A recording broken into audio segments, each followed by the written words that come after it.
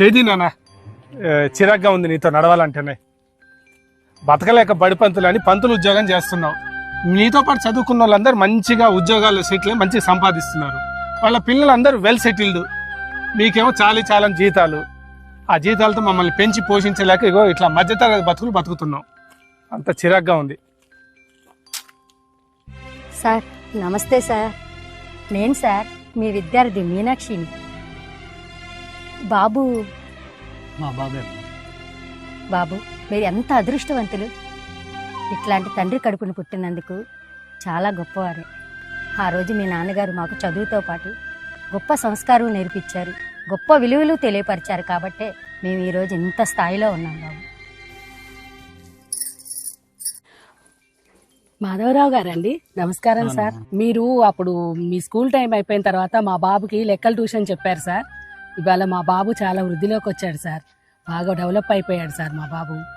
నమస్కారం సార్. బాబు మీ బాబా సార్? అవునమ్మా మా బాబు. బాబు ఇలాంటి తండ్రి కడుపులో పుట్టడం నీ అదృష్టం నాన్న. ఓకే సార్, నమస్తే సార్, వస్తాను.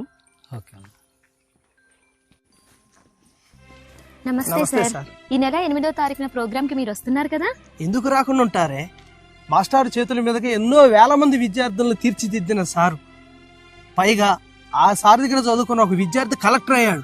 మా మాస్టర్ వస్తే తప్ప నేను రానని అంటున్నాడు. సార్ మీరు తప్పకుండా రావాలి సార్. అలాగే. వెళ్ళొస్తాం. మాధవరావు బాగున్నావా? లలిత బాగున్నావా నువ్వు? ఏం బాగుంటాను. నేను పనిచేసే ఆఫీస్ లో ఎవరో లంచం తీసుకున్నారంట. అదేదో నేను తీసుకున్నట్టు మా కాలనీ వాళ్ళందరూ వింతగా చూస్తున్నారు. నీ కెరియర్ లో ఒక్క రిమార్కు లేదు, లంచాలు తీసుకున్న పేరు లేదు. గుణములో గొప్పవాడైన రాముడే చేతులెత్తి మొక్కే గురువు స్థానం మీది. దొంగలు దోచని ఆస్తిని విద్యార్థులకు అండగా అందించే మీరు నాకు స్నేహితులవటం నా అదృష్టం. తల్లిలో గురువు ఉంటారు, తండ్రిలో గురువు ఉంటారు, భార్యలో గురువు ఉంటారు, భర్తలో గురువు ఉంటారు, స్నేహితుల్లో గురువు ఉంటారు.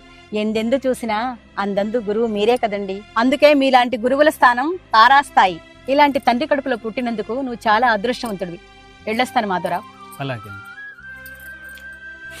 నాన్న నన్ను క్షమించండి నాన్న, నన్ను క్షమించండి నాన్న.